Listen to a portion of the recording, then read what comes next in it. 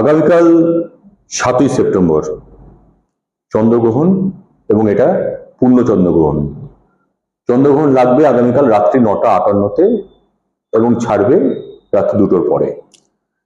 চন্দ্রগ্রহণ নিয়ে বিভিন্ন জ্যোতিষরা বিভিন্ন রকম ভাবে তাদের মতামত জানিয়েছেন। আমার যেটা বক্তব্য আপনাদের কাছে, এই চন্দ্রগ্রহণ, গতকালের চন্দ্রগ্রহণ কিন্তু এই চন্দ্রগ্রহণের সমস্ত রাশির উপরেই বেশ কিছু প্রভাব পড়বে। কারণ গ্রহণ মানেই হচ্ছে পীড়া, কাল চন্দ্রদেব পীড়া নিয়ে থাকবে এবং পূর্ব ভাদ্রপদ নক্ষত্রে এই চন্দ্রগ্রহণ কালকে হচ্ছে।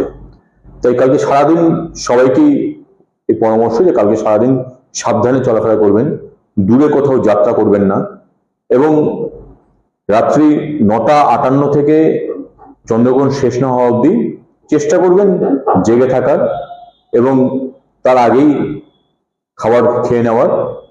এবং চন্দ্রগ্রহণ উপলক্ষে, চন্দ্রগ্রহণের জন্য যেসব 12টা রাশির উপর যে প্রভাব আসবে তার কিছু তান্ত্রিক বা তন্ত্রগত কিছু টোটকা আমি বলবো। সেই টোটকাগুলোকে যদি মেনে চলেন অবশ্যই চন্দ্রগ্রহণের যে প্রভাব, সেই প্রভাব কিছুটা হলেও আপনাদের রাশির উপর থেকে প্রশমিত হবে। প্রথমেই আসি মেষ রাশি।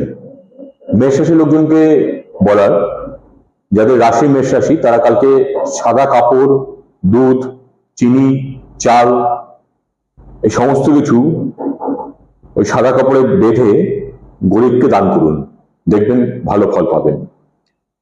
দ্বিতীয় রাশি বৃষ রাশি। বৃষ রাশিদের ক্ষেত্রে বলার যে সাদা তিল এবং দুধ শিবলিঙ্গে অর্পণ করুন।